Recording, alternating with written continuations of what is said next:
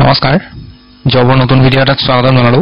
আমি যেহেতু থাৰ্ড পাৰ্টিৰ পৰা ডাটা কালেক্ট কৰো তেতিয়া সেই কাৰণে আপোনাক ওয়াৰ্নিংটো এবাৰ পঢ়ি চাব দিয়া হয় সকলোকে ওয়াৰ্নিংটো পঢ়ি লব যিবিলাক নতুন সাবস্ক্ৰাইবাৰ আহে বাকি মই আজি ভ্যাকেন্সি ডিটেইলছ খিনি আপোনাক দেখুৱাই আছো প্ৰথম ভ্যাকেন্সি অটল অমৃত অভিযান সোসাইটিৰ পৰা আহিছে হস্পিটেল এডমিনিষ্ট্ৰেটৰ ভ্যাকেন্সি 7টা ভ্যাকেন্সি আছে ইয়াতে স্যালাৰি 40000 পাৰ মান্থ দিয়া হ'ব কনসলিডেটেড ইয়াৰ বাহিৰে আৰু এলাউন্স একো নাপাব কোৱালিফিকেশন মাস্টাৰ ডিগ্ৰী বা পোষ্ট গ্ৰেজুৱেট ডিগ্ৰী কৰা হ'ব লাগিব হস্পিটেল এডমিনিষ্ট্ৰেচনত আৰু লগতে 5 বছৰ আপোনালোকৰ এক্সপেৰিয়েন্স লাগিব এটো পোষ্ট এপ্লাই কৰিবৰ কাৰণে যেটো লিংক হয় হেতু মই ভিডিওৰ ডেসক্ৰিপচনত দি দিম তাত গৈ কিনে এপ্লাই কৰিব পিছৰ ভ্যাকেন্সিটো কলিং এক্সিকিউটিভৰ ভ্যাকেন্সি হয় মিনিমাম হায়াৰ সেকেন্ডাৰী পাস কৰিলে এপ্লাই কৰিব পাৰিব গ্ৰেজুৱেচন কৰা হ'লেও পাৰিব লোকেশন গুৱাহাটী হ'ব স্যালাৰি 12000 ৰ পৰা 13500 ৰ ভিতৰত দিয়া হ'ব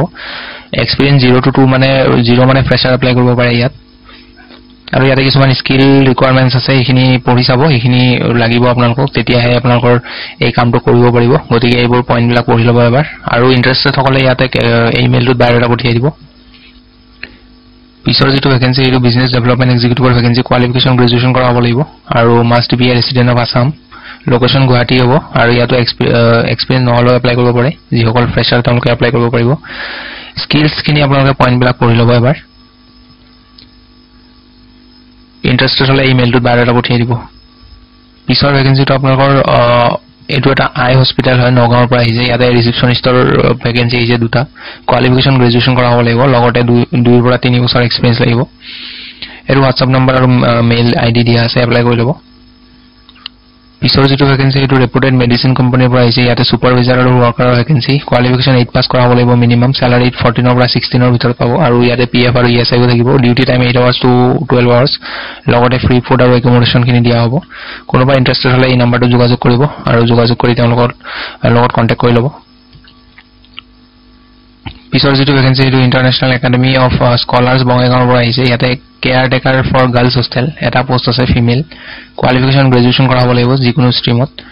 এজ লিমিট 42 ৰ পৰা 50 ইয়াৰ্ছ লৈকে দিয়া আছে ৰিকোয়াৰমেন্ট ইয়াতে experience in hostel management and student care will be preferred যদি এইখিনি এক্সপেৰিয়েন্স আছে প্ৰিফাৰেন্স দিব এটা কন্টাক্ট নম্বৰ আৰু মেইল আইডি দিয়া আছে এপ্লাই কৰি ল'ব পিছৰ ভ্যাকেন্সিটো কাৰ্লছবাৰ্গ ইণ্ডিয়া লিমিটেড ফ্ৰেঞ্চাইজিৰ পৰা আহিছে গুৱাহাটী মাৰ্কেটিং কোঅৰ্ডিনেটৰ এটা ভ্যাকেন্সি আৰু মাইক্ৰো কাম কেমিষ্ট এটা ভ্যাকেন্সি ইন্টাৰেষ্টেড হলে ইমেইলটোত বায়োডাটা পঠিয়াব পিছৰ ভ্যাকেন্সিটো টু হুইলাৰ অটোমোবাইল ডিলাৰশ্বিপৰ পৰা আহিছে গুৱাহাটী টেলিকলাৰ্ছৰ ভ্যাকেন্সি কাস্টমাৰ ৰিলেশনশ্বিপ এক্সিকিউটিভৰ ভ্যাকেন্সি আৰু সেলছ এক্সিকিউটিভৰ ভ্যাকেন্সি কোৱালিফিকেশন 3টা পোষ্টৰ কাৰণে গ্ৰেজুৱেচন মিনিমাম গ্ৰেজুৱেচন হ'ব লাগিব আৰু ফ্ৰেছাৰ সকলে এপ্লাই কৰিব পাৰে ইয়াতে দিয়া আছে আৰু যাৰ 1 to 2 ইয়াৰ্ছৰ এক্সপেৰিয়েন্স আছে তেওঁলোকে এপ্লাই কৰিব পাৰিব ইয়াতে কন্টাক্ট নম্বৰ WhatsApp নম্বৰ আৰু মেইল আইডি দিয়া আছে এপ্লাই কৰি ল'ব কোনোবাই যদি ইন্টাৰেষ্টেড হয় পিছৰ ভ্যাকেন্সিটো বঙাইগাঁও হস্পিটেল এণ্ড ৰিসাৰ্চ চেণ্টাৰৰ পৰা আহিছে টাইপিষ্টৰ vacancy candidate having experience in radiology department will get preference যদি কাৰোবাৰ ৰেডিঅলজি ডিপাৰ্টমেন্টত কাম কৰা এক্সপেৰিয়েন্স আছে প্ৰিফাৰেন্স দিব কিন্তু নাথাকিলেও হ'ব আপোনালোকে এপ্লাই কৰিব পাৰে স্যালাৰি নেগোশিয়েবল বুলি দিয়া আছে ইন্টাৰেষ্টেড হলে ইমেইলটোত বায়োডাটা পঠিয়াব এখিনি আছিল আজি নিউটৰ ভ্যাকেন্সিৰ আপডেট ভিডিওটো ভাল পালে লাইক এটা কৰি দিব লগ পাম পুনৰ এটা নতুন ভিডিও আজিলৈ ধন্যবাদ নমস্কাৰ